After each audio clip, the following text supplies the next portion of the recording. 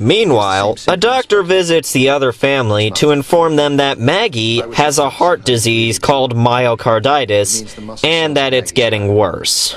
So the next morning, Rob tells his wife about the job interview that he scheduled for her against her will. His daughter is upset almost to the point of tears at the prospect of her mother getting a job. A working mother? Rob, you sick bastard! Who would dare allow such a horrible fate to befall such an undeserving family? So Maggie is busy telling the teacher about her heart condition. Sure, she has congestive heart failure. But at least she's not getting a job. That poor thing. I'm sorry, I need a minute. I need a minute. She asks him if he could take her son home, and he... Oh my God, what is that on his face? Is that a zit? Seriously, look at the size of that thing! I mean, don't they have makeup artists that usually take care of that sort of thing? Sorry, I got a little sidetracked there for a minute. So anyway, Maggie needs the teacher, Zit, to take her, Zit, son home in case, Zit, she gets called at school to, Zit, receive a heart transplant, Zit. I'm sorry, I just can't help it. It's like a train wreck.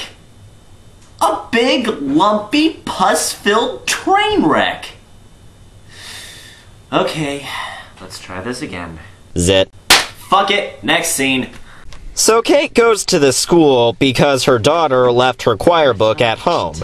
However, Maggie is on the verge of collapsing when she asks her a favor. Take over. You mean today? No, I mean the Christmas program. Oh, Maggie, no, I couldn't. I don't have the skill. But you have the heart. Please, take up this huge responsibility for me, woman I just met yesterday.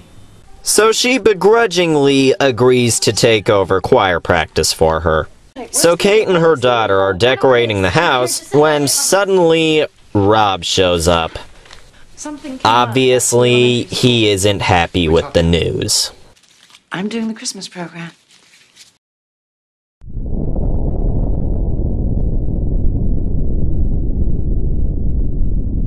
Meanwhile, we're treated to this scene between Maggie and her son.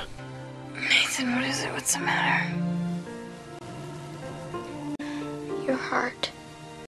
I just wanted to make sure it was still beating. How sweet. Please excuse me while I go throw up. The next day, Rob goes to a department store to return the shoes that fell out of the mail truck. Unfortunately, after he does so, his car won't start up. So he takes it to the local repair shop, which is conveniently owned by Maggie's husband. Before he can work on the car, he gets paged because there's an available heart transplant. Later that night, the teacher takes the boy over to visit his next-door neighbor, who conveniently happens to be Rob Lowe's mother. Who is in Woman Wanted with Sean McCann, who is in the air up there with Kevin Bacon. She shows the boy Rob's old room and gives him his old baseball cap. I'm sure. Afterwards, she decides to write a letter to Rob. Dear Robert, I've been thinking about when you were a boy. Meanwhile, it turns out that the doctors couldn't do the surgery because the donor heart they got for Maggie was infected. So the next day, Kate visits Maggie at home. Hey, man. I have been dying to talk about Christmas music. No, that's going too far. Maggie is talking about how much she used to love dancing when the boy overhears her talking about her old dancing shoes again. Women and shoes, I swear to God. So the boy grabs his coat and bolts out to the shoe section of the department store to look for shoes.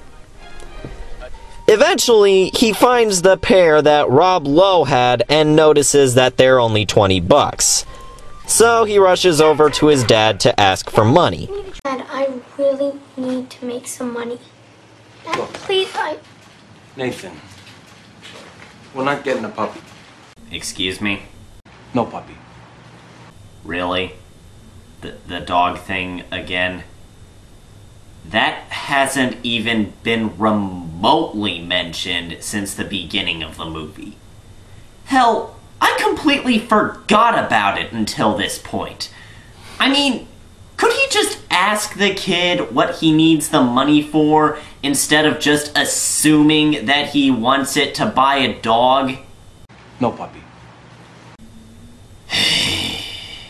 Since his dad is a complete douche, instead the kid comes up with the brilliant idea of recycling soda cans to raise enough money for the shoes. Okay, let's see here. That's 5 cents per can divided from $1 times 20.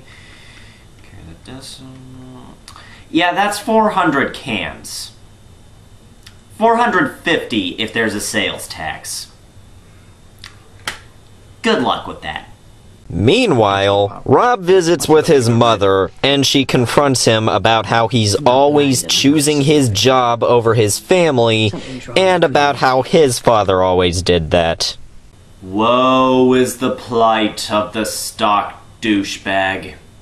Meanwhile, we're treated to another scene between the boy and his mother. Now, to give credit, this scene is actually pretty touching. I'm gonna be seeing a lot of angels soon. you are? Yeah. In heaven.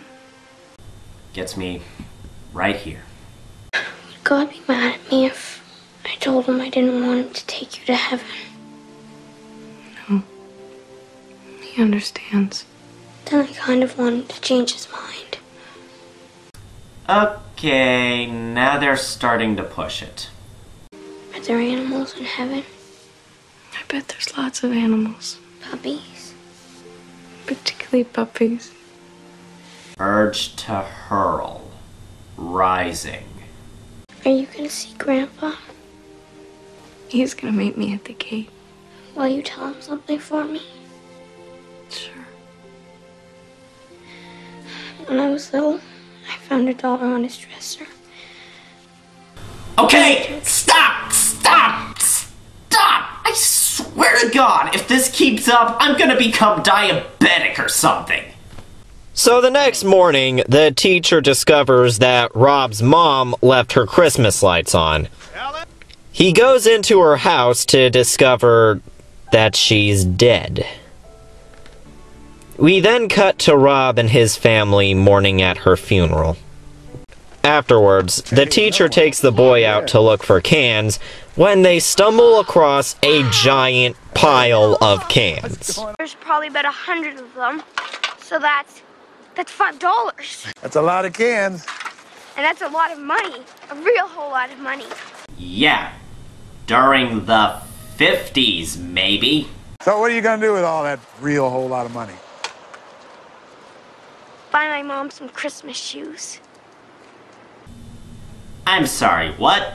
Buy my mom some Christmas shoes. Really?